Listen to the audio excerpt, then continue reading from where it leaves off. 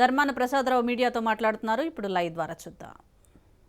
ఆరోపణ వచ్చినప్పుడు ఎంత మీరు ఎదురొడ్డి నిలబడి కోర్టు ముందు రుజువు చేసుకోవాలి, కానీ ఇవేమీ మాకు సంబంధం లేదన్నట్టు ఉంటే ఎట్లా? దయచేసి నేను ఇందులో ముద్దాయిలైనటువంటి వారికి అందరికీ కోరుతున్నాను, మీరు కోర్టులోనే రావాలి తప్ప బయట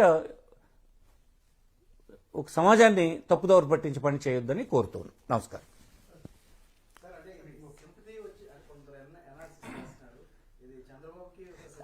దట్ ఈస్ డిఫరెంట్ అండి. సమాజంలో ఉండే లోపాన్ని క్యాష్ చేసుకోవడం, అది సమాజం లోపల చేసుకోవడం అనేది అది సమాజంకి సంబంధించింది.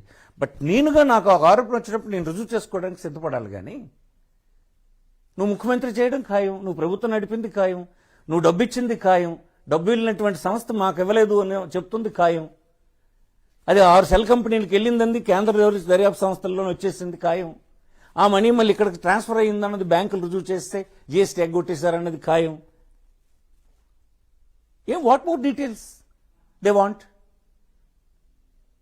ఇంకెంతకుండా ఈ కేసును కూడా దర్యాప్తు సంస్థలు చేయకపోతే మన దర్యాప్తు సంస్థలు ఇలాంటి ఇంత అన్యాయమైన పరిస్థితులు ఉన్నాయని ప్రజలు ప్రశ్నించే స్థితి రాదా? వచ్చేసి ఈ వాదనలన్నీ కరెక్ట్ కాదు. చాలా పెద్ద పెద్ద వాళ్ళంతా దర్యాప్తు సంస్థల ముందు సహకరించినారు.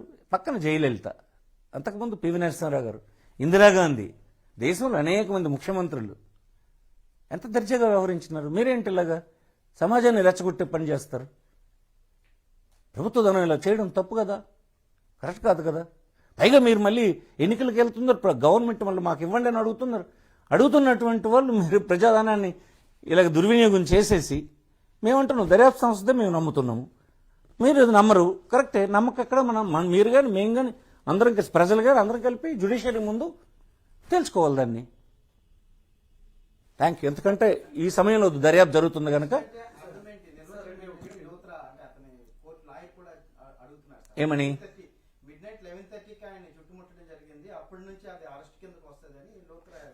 ఇవన్నీ జ్యుడిషియరీ విల్ డిసైడ్. ఈ టైంలో మాలంటలో మాట్లాడకూడదు ఆ విషయాలు, అది తప్ప రైటా అన్నది వాళ్ళు డిసైడ్ చేస్తారు. ఇవన్నీ టెక్నికాలిటీస్.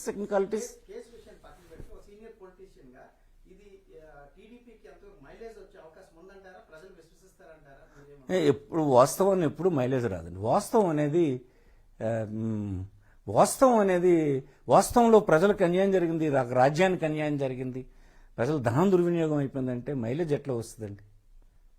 సరే వస్తే రాని, కానీ వాస్తవం అయితే ప్రజలకు తెలియాలి కదా. Let them face judiciary scrutiny. చూద్దాం అది.